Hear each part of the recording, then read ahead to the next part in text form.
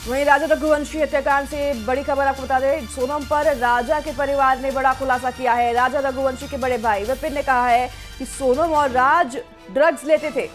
उन्होंने कहा कि आनंद और आकाश अपने बयान से पलट चुके हैं, राज और सोनम भी अपने बयान से पलट जाएंगे, इसलिए हम लगातार शुरू से नार्को टेस्ट की मांग कर रहे हैं।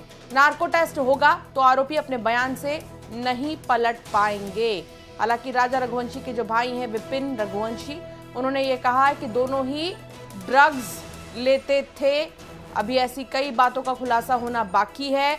इतना ही नहीं, विपिन रघुवंशी का ये भी कहना है कि लगातार बयानों से पलट रहे हैं, इसलिए 3rd डिग्री देकर इनसे पूछताछ होनी चाहिए। प्रकार से सोनम कह रही है तो राज से मैं प्यार करती हूँ, राज मेरा प्रेमी है, उसके कारण में सब कुछ करा मैंने है। जिसे प्यार करती है, जो राज खुद ड्रग्स लेता है तो सोनम भी ड्रग्स लेती हुई जगह पर होएगी, जो कि अभी तक किसी को जानकारी इस बारे में थी नहीं। और जब सोनम जब पकड़ाई थी वहाँ पे अपने यूपी जब पकड़ाई थी वो 9 तारीख के दिन, उसने कहा था मैं नशे की हालत में थी।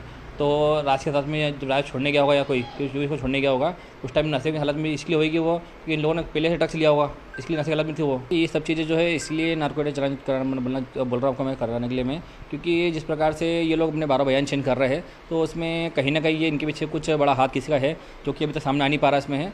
और इसी प्रकार से जो है नार्को जाँच करते कभी है तो सोनम और राज की जब नार्को जाँच होती है इसमें कुछ खुलासा ऐसा होगा जो कि अभी तक किसी को सोचा भी नहीं होगा किसी ने, क्योंकि जिस प्रकार से मेरे भाई को मारा गया है वो एक बलि की प्रकार से मारा गया, जैसे कि किसी जब बलि देते हैं तो पहले उसका गला काटते हैं, उसी प्रकार से इसका पहले गले पे हमला किया गया है।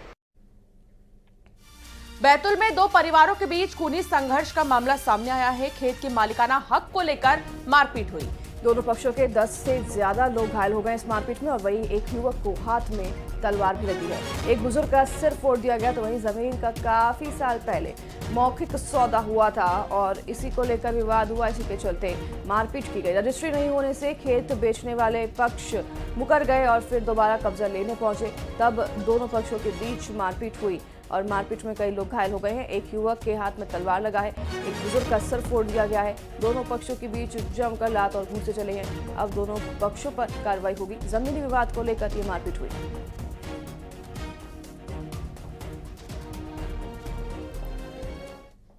भोपाल ईओडब्ल्यू ने इनपुट टैक्स क्रेडिट आईटीसी के नाम पर हुए घोटाले का खुलासा कर दिया है।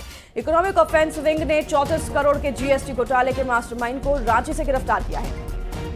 मास्टरमाइंड एनके खरे उर्फ विनोद कुमार सहाय पर फर्जी फर्म बनाकर करोड़ों के बिल निकालने का आरोप है। उसने भोले भाले लोगों के दस्तावेज लेकर उनके नाम पर कागजों पर ही फर्जी फर्म बनाए और कर्ज दिलाने के नाम पर लोगों से दस्तावेज हासिल किए, फिर उनके नाम पर फर्म खोले, फर्जी बिलों और फर्म के जरिए सरकार को करोड़ों के राजस्व का नुकसान भी पहुंचाया।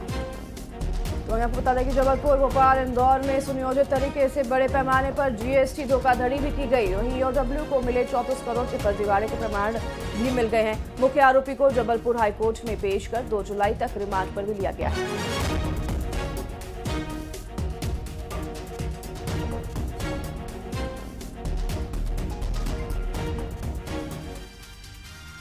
और फिलहाल 7 की कड़क खबरों में इतना ही। नमस्कार।